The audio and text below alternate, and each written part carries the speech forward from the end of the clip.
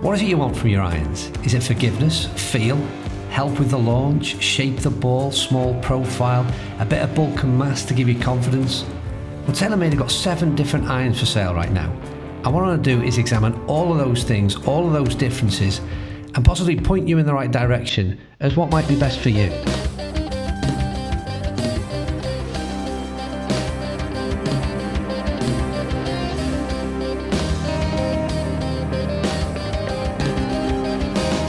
Yeah, 7 different irons to choose from. That includes the limited edition Tiger Woods iron. Where do you start? Well, I'm going to do my best to break them down. We're going to look, I've brought 3 clubs, sort of one from each category. Out here on the fairway, we've got sort of short iron, long iron and mid iron. And I'll try and give you my thoughts at least on how they differ, if there is a difference at all, and which one you should be considering and why. That's a better effort. In fact, that could go in. Oh, nearly hit the flag.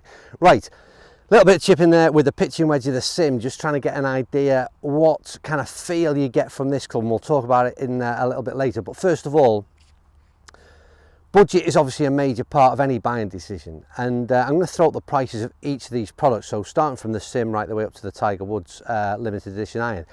Take that one out of the equation because that's a sort of not the norm, if you like, but the bulk product from Sim through to P730. What surprised me is there's very little difference in terms of the price. That was a big surprise. So I think if you're in the market for a set of irons, then in this case, when you go to TaylorMade, budget is not the thing, because if you're going to spend 800 odd quid, you might as well spend 900 odd quid, because these irons have got very little to split them in terms of the price. And I was a bit surprised, to be honest with you. Right, so you get down the short end of the bag, and I think this is where there's some noticeable differences on a number of levels. Number 1 being feel, and number 2 being the sort of size and mass behind the ball. And I think this can play a major part in your decision making. You've got down the blade end, so P760, P730, the Tiger Woods blade. Pure feel, pure forge, definitely in the 730s and the Tiger Woods blade. You've then got into that middle iron, that combo iron, if you like, of the P790, where again, it's forged to a degree. It's not true sense of the word, but it's forged to a degree. And then you've got the Sim. They've each got a feel which I think is acceptable, but without doubt for me, if you're choosing down to feel, then you're down to that blade end. But it's the profile bit that's going to differ for you. And sat behind the ball, this type of address for this type of shot, it's going to be a major difference. And I think the control element for me, once again, goes back down to that blade style, which really would be, for this type of shot, what I'd be choosing to play. However, yet again, that P790 just sort of has that sort of nice balance between the two. And if you see the difference between the 790 and of the, I'm even having to turn them upside down to see which is which, there's very little.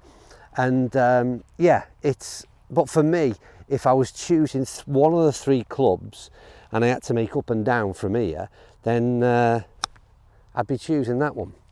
And if it goes in, I'll be buying it. There's a P760. So for me, again, a major part of the decision-making process is what is you like to see down that short end of the bag. That's not a bad start. It's right on the flag. Sit down, ball. Go in there. Wow. That's a P790, totally different ball flight. Again, coming right down on the flag. I'm on fire here. And sit.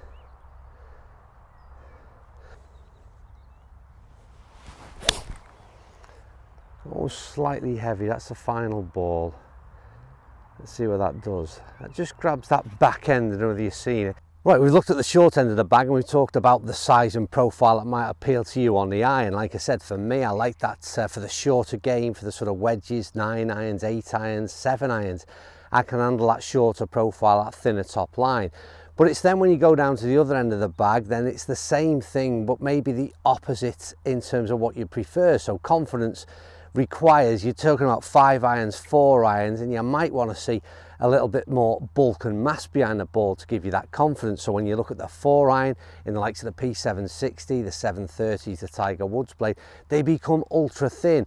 And at that point, you really are questioning your ability to make sure you can find that centre of that club face. So there's a bit of doubt creeps in.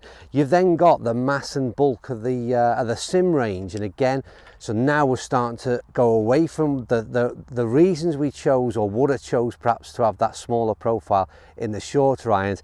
Everything about the sim, everything about the P790 is that bulk and mass, that bit of power that's injected into the shots that you feel as though you're getting some assistance, whether you are or whether you're not. That bigger club head sort of suggests that you are, at least in the mindset. So for me, you get swayed away now from, and this is where the sort of contradiction is, and this almost need for a mixed set, because for me, like I said, I'd much rather see the bulkier club at address for the likes of these type of shots.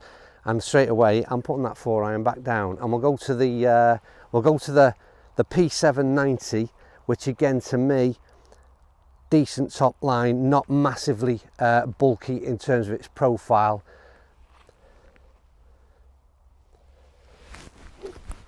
And sort of gives you that confidence to be decent ball flight, slightly down the left hand side.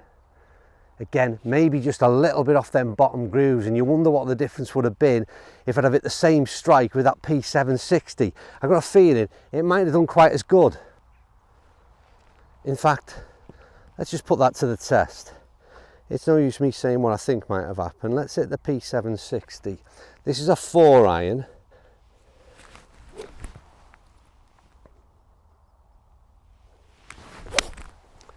Oh, and do you know what? I've absolutely pured it. Absolutely pured it. And we should get the ball flight picking up on a back camera.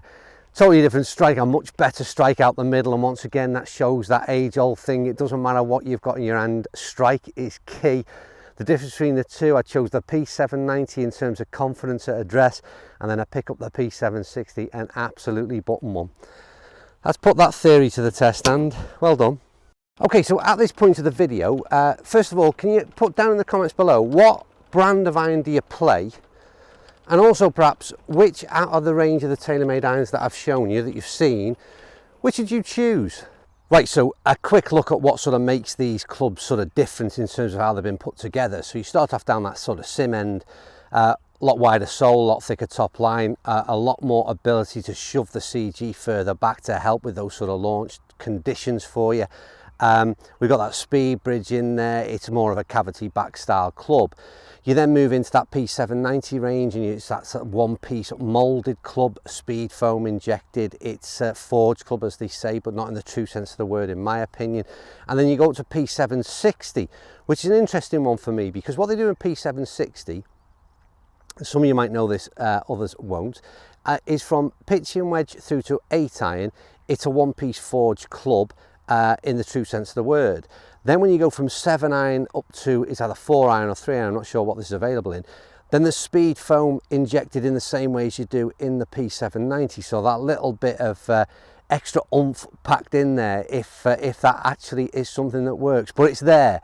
So there's a slight difference, and then you go down to that pure forged end of the bag with the P730s and the Tiger Woods blade. So quite a bit of difference in how these are put together, and obviously they're put together in a different way to perform in different ways and do different things in terms of what you're looking for. So whether you're looking for feel, whether you're looking for help, whether you're looking for ball speed, help in terms of launch, ball speeds off the face, and then again you've got that other element to consider, is the ability to shot make, shape shots, and again that shoves you down back to that blade end of the bag. But some noticeable difference in how these 3 or 4 different categories of clubs have been put together. If you're new to the channel, I am the average golfer. I do plenty of this kind of thing. I test clubs out here. I try and get dry ball data, but wherever possible, I'm out on the course and get some real-time testing. I also do a little bit of traveling around in terms of course vlogs. So if you wouldn't mind considering hitting that subscribe button, and if you enjoyed this one, hit that like button. Thank you. Right, I want to give you some dry ball data, and the dry ball data is taken from my initial testing. So it's not a case of I've hit all these again. This is my initial testing, and there'll be variables that are in there, but it certainly gives a guide as to what I was able to achieve with each of them. Don't forget, a massive difference in terms of the loft. We've got down the sim end, 28.5 degree 7-iron, up to what is going to be the numbers that you see for the P760, which is, I think, 35 degrees. I'll check my notes. Yeah, it's 33 degrees So a considerable difference, almost 5 degrees there between the Sim and that of the P760. But here's the numbers in front of you now. P760, 107 ball speeds, you know, kind of low for I suppose it's a traditional 7-iron, almost in terms of its loft. Spin number again where you'd want it to be, around that sort of 6,000 revs, average carrier 147. So for me, a traditional 7-iron in around that 150 mark is exactly where I'd expect it to be. You then go into the sort of P790. Ball speeds are incredible, 123. Launching at 17.3, didn't mention the launch on the 760 was 22.5, so a big difference in terms of the flight. 6,000 spin, so surprisingly enough, again, stronger lofted. This is 30.5 degrees now on the P790, and yet 6,000 revs of spin. An unbelievable 174 yards of carry, and arguably, like I said, you know, you're looking for something, is that going to cause your issues down that lower end of the bag? You then go to the P730, that is lofted at 35 degrees, 109 ball speeds, interestingly slightly higher than the P760. Chances are I'm having a bit of a better day, I'm hitting the ball a bit more out in the middle. The launch on it, 25 degrees, again extremely high in terms of that ball flight, much more like the traditional. The interesting bit for me was the spin number. I mean, 5391. Again, I'm just never overly keen on launch monitor spin data. I like to see what it does out here on the course. And a 156 carry, just that extra bit of ball speed again compared to that P760. And again, might be surprising that pure blade performed in the 7-iron at least a little bit better than it did that P760. There's always a contradiction in these numbers, you see. It's never as straightforward as this kind of oh, that's a blade, it does this. That's a game improvement iron, it does this. I don't buy into it. The data is key to giving you a guideline as to what they can do, and then get out on the course, and that's where you see what real performance is. The Sim, again, 118 ball speeds, lower ball flight 16.6, 6.2 spin, which was the really impressive number. But don't forget, that's lofted at 28.5 degrees, and it was 163 carry.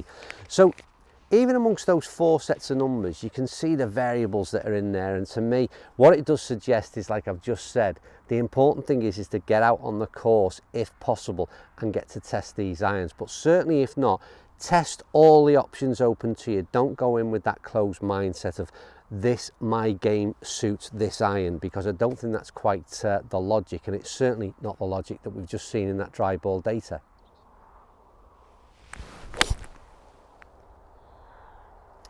It's right on line, but it won't get there, or it shouldn't get there. Do you know what? That's not done too bad. We're playing 160 here. So again, don't forget, dry ball data said this 7-iron, that was a P760, does 147 on average. Well, it's just carried sort of close onto that sort of one, maybe to the flag, maybe it's a bit, it's certainly top end of that sort of mid to top end of 150s. It's a bit cutty on that one. You'll get it on the camera on the back. It's going to be, yeah, bunker right. But to be honest with you, again, in terms of the distance it travels, still in and around that sort of 160. The bit for me that surprises me is that out here on the golf course, what I've seen is the P790 ball flight. We're saying it launched at 7-iron. I'm playing 7-iron here now. It's saying it launches at 17.7 from memory, I think, and again the P760 was launching at 22. I'm not seeing that at all in terms of peak height anyway. I'm not saying launch, but peak height. The P790 gets the ball really high in the air. That's the best ball out of the lot, and that's the Sim. It's coming down close to the flag. Will it sit? Will it go in? It's an interesting one there too. Again, you'll see from the way that bounced off the left hand side, so we can't judge in terms of spin because it got a kick off the bank. But again, where it finished in terms of ball flight and distance travelled, it's probably suggesting it did exactly what it did in terms of dry ball data. But 3 different strikes, 3 different ball flights, I won't say launch angle, 3 different ball flights, and again, each of them producing different things in terms of what you're looking for. Each of them got very different feel as well, and I'll try and summarise all that. Well, it's a big question is, what have I learned from all this? Well, the main thing I take from it is quite a simple one. There are 7 irons within the TaylorMade range, and they each do a different thing. They they look very different, they perform different, they feel different, they sound different.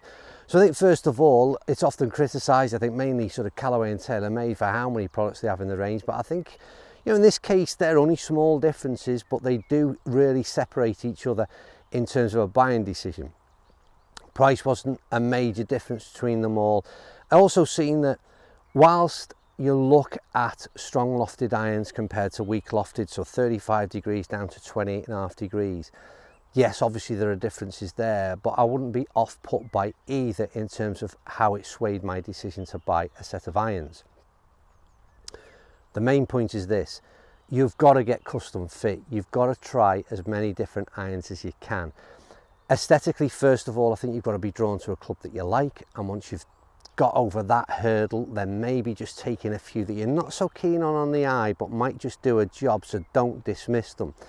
The performance of each club has been really good. I mean, for me out here on the course, if I'm being honest with you, the P760 probably performed more consistently in each area that I played it. The P760 performed best, and it is without doubt the best feeling out of these. The sim range definitely gives you that help and assistance. Definitely that mass and bulk will give people confidence. And then you've got this P790 range, and for me, the reason that it always does particularly well is because it ticks a number of boxes. I think it looks very, very good. I think they've got not the feel of the Forge, but they've got a very good feel and sound to this club. In terms of where it sits, in terms of its loft and spin number, at least in terms of what dry ball data says it does, and what I've seen out on the course, it performs very well, and that profile again sort of sits in between them all. So for me, I don't know TaylorMade's sales statistics, but for me, the P790 is that standout product that offers you a little bit of everything that you might look for from an iron. But once again, that is only my opinion, and it doesn't matter to you whatsoever. It's just my idea on how you should look at these clubs, and like I said, there's a big choice from TaylorMade. Make the most of it. The important thing, like I said, is get out there, try them yourself, and if you get the opportunity, ask your supplier, ask your fitter if you can go and take one of the irons or a couple of irons out on the golf course, because it is where you see the true performance of a club. Right, that's me done. It's a stunning morning down here at Conway Golf Club. I'm going to carry on hitting a few more of these irons, and as I asked earlier, if you have enjoyed this video, please hit that thumbs up button, and maybe if you're not already, then consider hitting that subscribe button, and I'll see you all very soon.